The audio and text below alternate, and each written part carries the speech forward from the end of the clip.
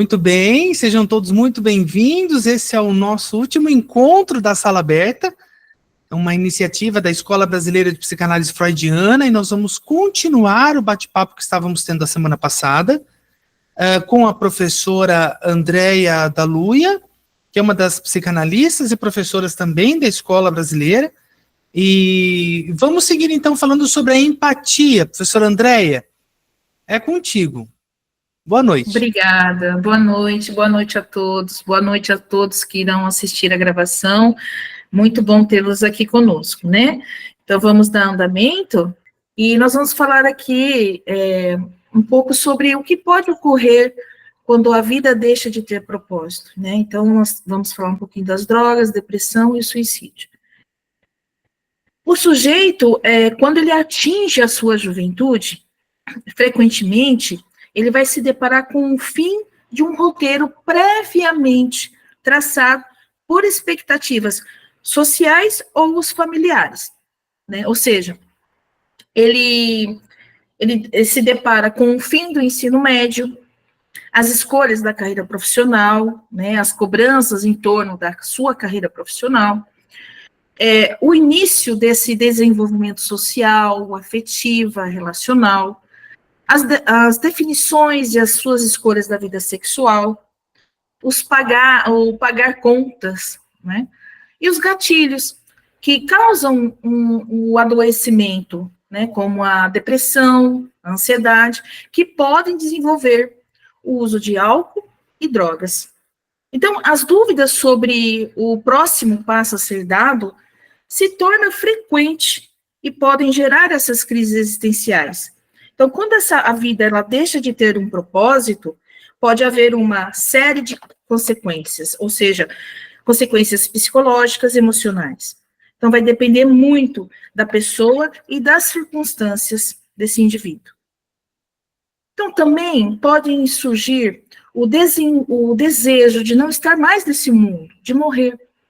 Assim, quando não se encontra mais o sentido na vida, ou o fim pode ser uma saída. Como afirma Gonçalves, em momentos de desespero, ao enfrentar esse dilema entre o existir e o não existir, muitas pessoas decidem pela morte. Fatores como as desordens mentais, temos os históricos familiares de suicídio, o bullying, que atualmente é muito evidenciado nas escolas, acumulam-se, né, como causas para o aumento do suicídio. Então, quando uma pessoa ele sente que sua vida, ele perdeu o propósito, especialmente em momentos de desespero profundo, isso pode levá-la a questionar o próprio valor da sua existência.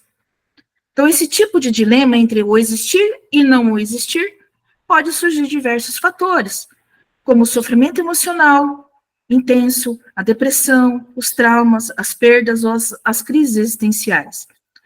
Então, nesses momentos, a desesperança ela pode nublar a capacidade de ver alternativas ou saídas para esse sofrimento.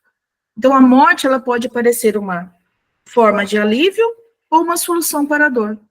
Então, é muito importante entendermos que a perda de sentido e o desejo de morrer, em muitos casos, estão profundamente relacionados a problemas de saúde mental, como a depressão.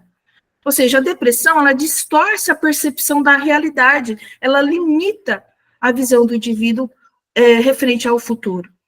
Então, essa falta de propósito, né, claro, pode intensificar o sentimento do vazio, do desespero, tornando difícil encontrar razões para continuar vivendo. Então, isso vai criar uma visão limitada, imediatista, onde a morte ela parece a única alternativa viável para esse sofrimento atual.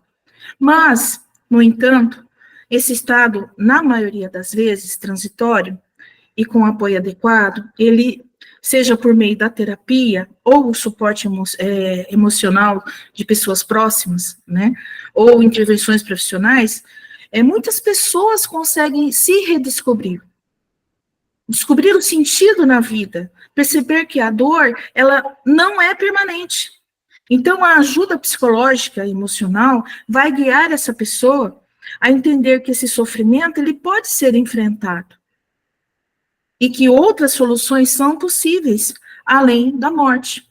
Então, essa sensação de que não há propósito ou ainda pode ser devastadora, mas é crucial lembrar que isso pode mudar. Buscar ajuda nesses momentos é fundamental para que possamos evitar uma decisão definitiva, seja tomada em um momento de dor intensa.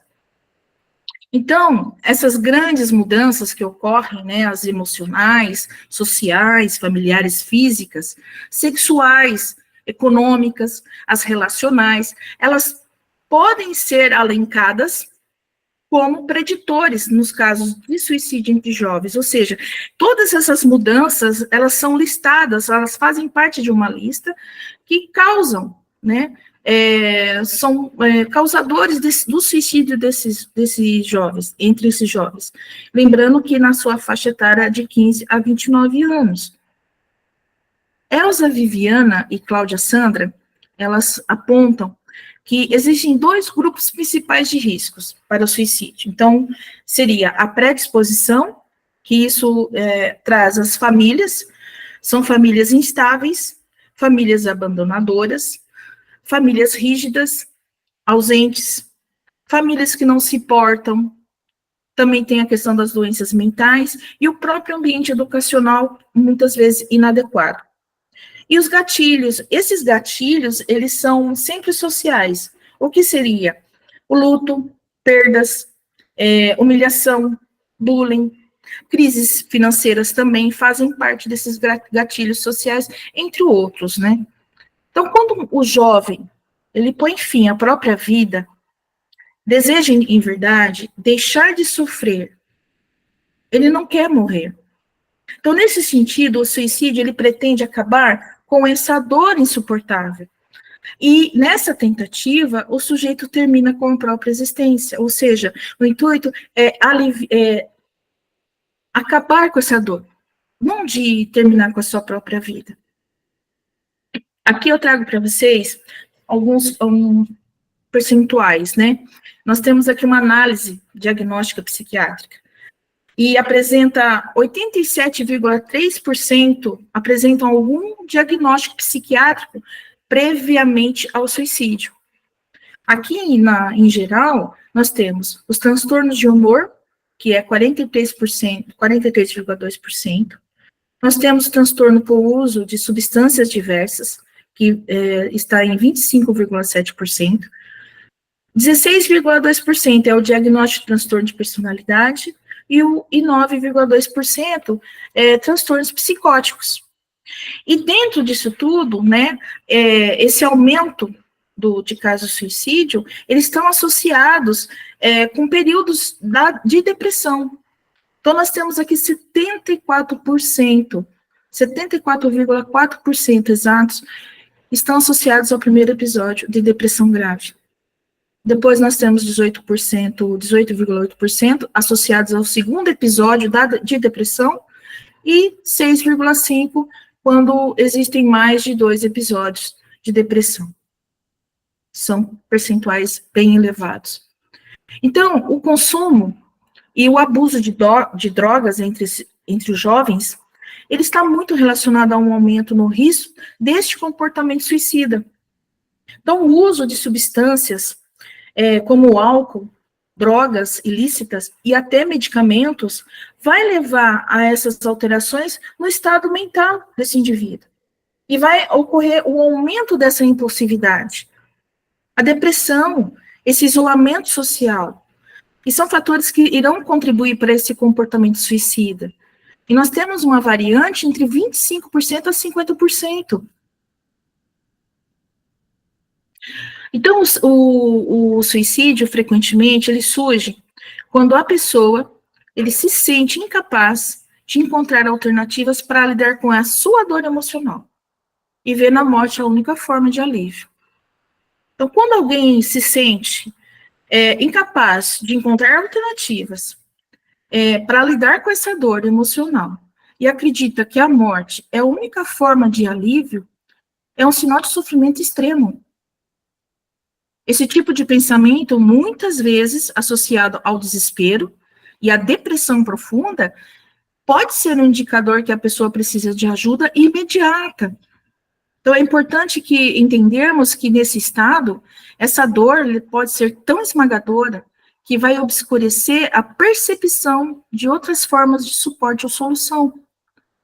Mas, entretanto, existem alternativas, mesmo que a pessoa não consiga vê-las no momento.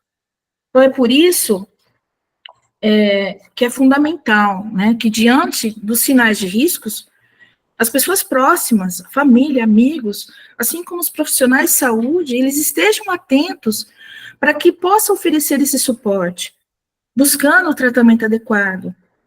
É importante promovermos o diálogo aberto, franco, sincero sobre a saúde mental. E o acesso a serviços de apoio psicológico é muito importante, são essenciais para prevenirmos essas tragédias. E eu gostaria de deixar um recado aqui para vocês, um aviso. Se você ou alguém que você conhece está passando por isso, é fundamental buscar apoio de profissionais de saúde mental. Nós temos psicólogos, psiquiatras, o apoio de amigos, familiares, grupos de suporte também pode ser essencial. A terapia, medicação, quando prescritas por um médico, e até as mudanças no estilo de vida podem ajudar a encontrar novos caminhos para lidar com essa dor existencial.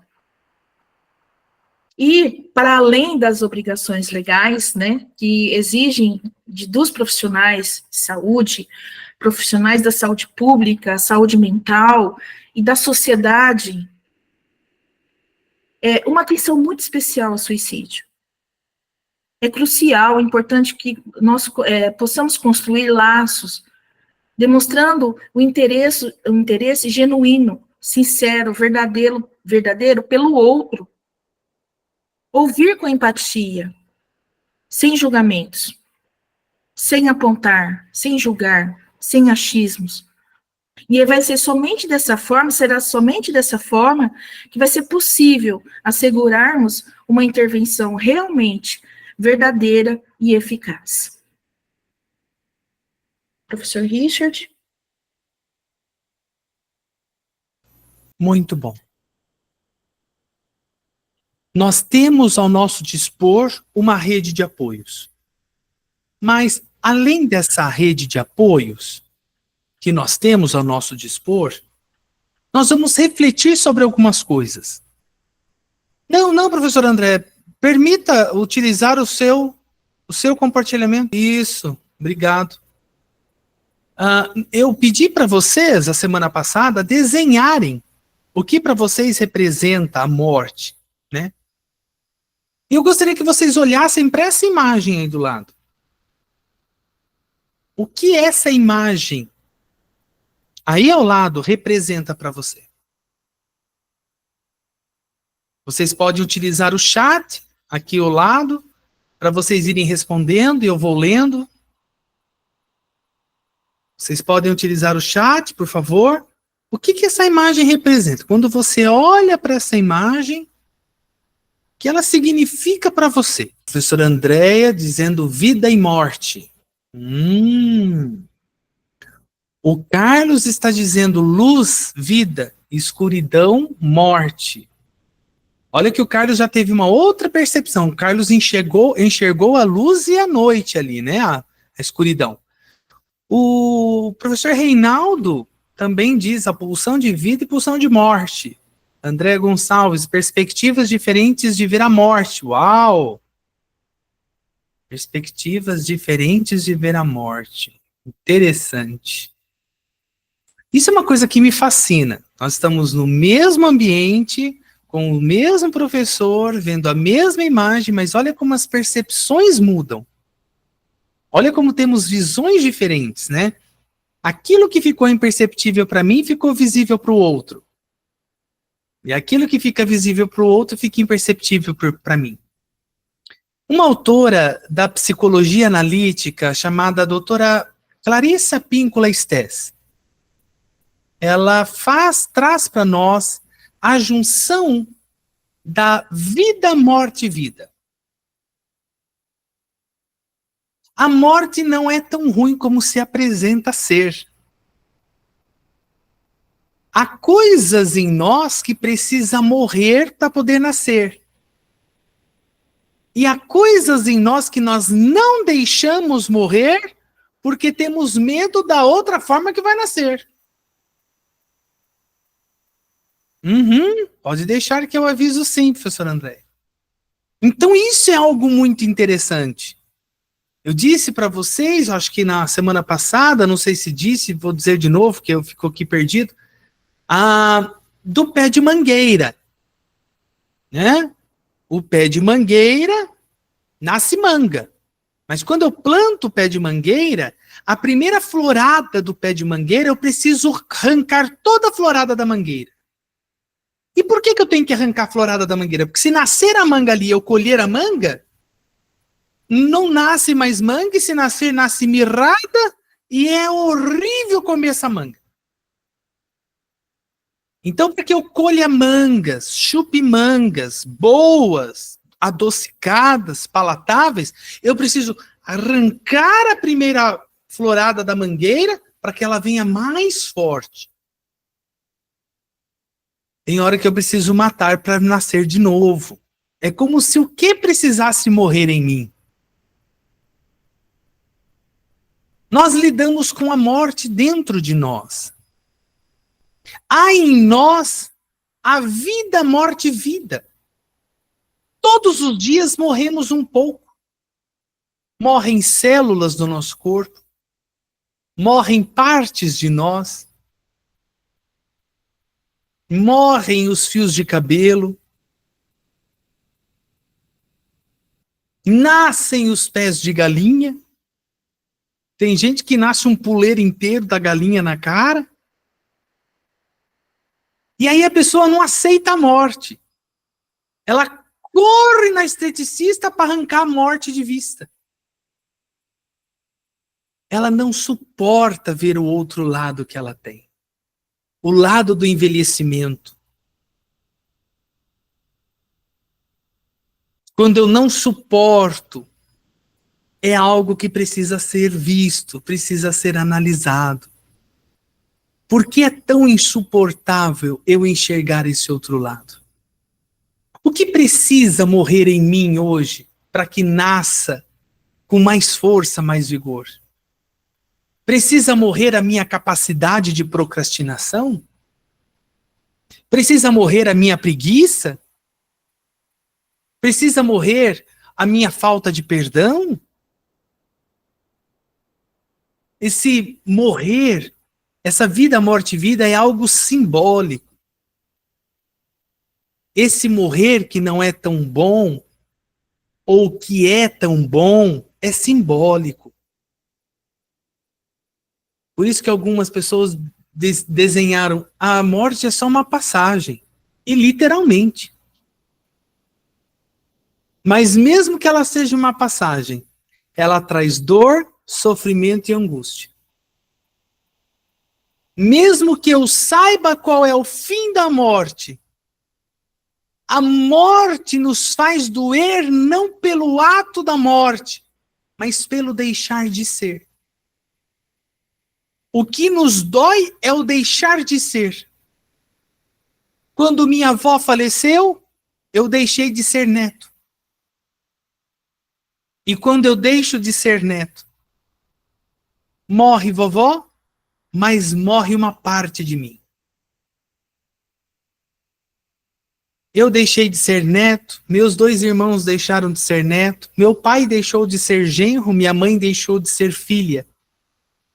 Meu tio deixou de ser filho, minha tia deixou de ser nora, meus primos deixaram de ser netos. Olha quantas pessoas vovó marcou. Olha quantas partes de pessoas a vovó levou junto com ela. O deixar de ser é o que nos traz tanto sofrimento. O suicídio é talvez a dor que a pessoa já não sabe nem quem ela é. Por isso ela não deixa de ser, ela não é. Por isso o ato do suicídio. Aquilo que eu não sou, aquilo que eu não significo, aquilo que eu não represento, aquilo que eu não me identifico, eu não preciso ter mais motivos para estar aqui. O que me resta é o fim. Podemos passar. A vida é feita de ciclos. E isso significa dizer que a vida é um ciclo de 3 vias, chamada vida, morte, vida. Não é vida e morte. É algo em mim que vive como um desejo, como expressado por Freud. É algo em mim que morre, expressado como simbólico, como diz Lacan. E há algo em mim como vida, que é o que diz Freud sobre a pulsão.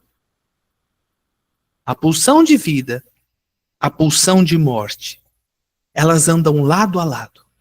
Da filosofia, o eros, o amor, a vida. E o thanatos, a morte, a destruição.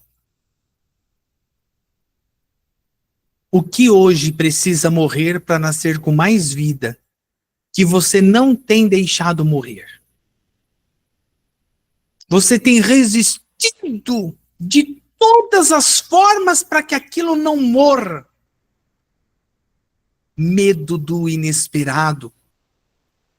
Medo do que pode acontecer. Se eu deixar de sentir essa depressão, ninguém vai mais olhar para mim.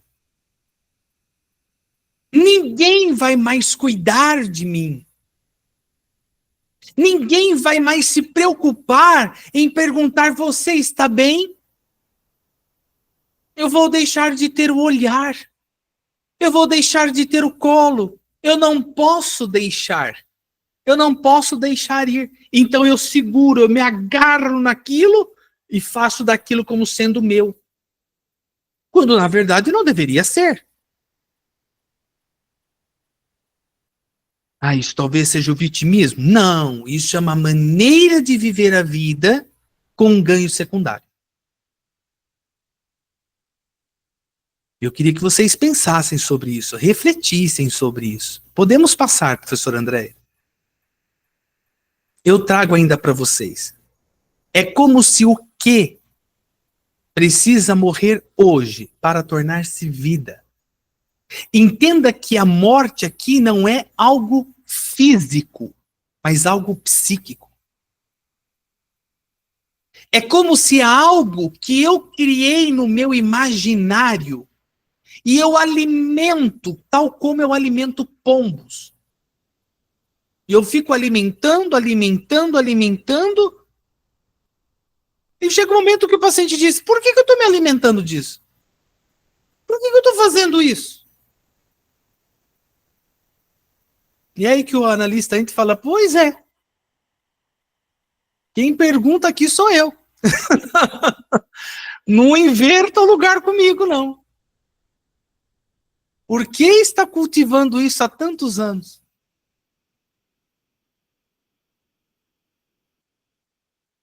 Por que eu não deixo ressignificar essa dor? Por que eu não olho para essa mulher esqueleto que há dentro de mim? Por que eu não olho para este homem esqueleto que há dentro de mim? Porque essa imagem ao lado é assustadora. A primeira não. A primeira olhando para o sol, uma fonte luminosa de vida, de paz, de tranquilidade. Mas a outra assusta. Mas as duas nós carregamos conosco. A de fora e a de dentro. Por que você não quer olhar para de dentro? Por que você resiste e insiste em permanecer nessa posição de resistência? É como se o que precisa morrer hoje, dentro de mim, para que possa tornar vida. Podemos passar, professor André. Ah, sim, aí tá estamos falando do curso de psicanálise, eu vou falar do curso de psicanálise, daqui a pouco nós vamos falar sobre os desenhos. Espera um pouquinho aí. Nós estamos com turma aberta para o curso de formação em psicanálise. Se você quer ser um psicanalista, ou já pensou em ajudar outras pessoas, em ser também um instrumento para ouvir, para acolher, para direcionar a pessoa. Nós estamos com turma aberta na Escola Brasileira de Psicanálise, iniciando a turma em janeiro, agora 2025. A primeira turma vai se iniciar em janeiro. Nós temos turma presencial, aqui em Limeira, e também online, assim, por essa plataforma. E as aulas são ao vivo, que você interage com os professores e tudo mais. Então, se você tem interesse em saber sobre o curso, você pode procurar por mim, pela Geise ou por qualquer outro professor da escola de psicanálise, e eles podem tirar todas as dúvidas de vocês. Professora Andréia, compartilha a tela para mim, eu vou conversar sobre os desenhos. Eu pedi a semana passada para que vocês desenhassem, né, fizessem alguns desenhos. E eu estou aqui com o meu celular em mãos, eu vou parar a gravação. Infelizmente, para você que está em casa assistindo, eu não costumo permitir que as partes da interação com os congressistas seja transmitido por uma questão de ética, para preservar a identidade de todos. Então, programe-se para na próxima jornada você estar ao vivo conosco. Então, eu me despeço de vocês aqui que estão nos assistindo e eu fico com o pessoal que está aqui na sala. Para você que está me assistindo, um grande beijo e até a próxima.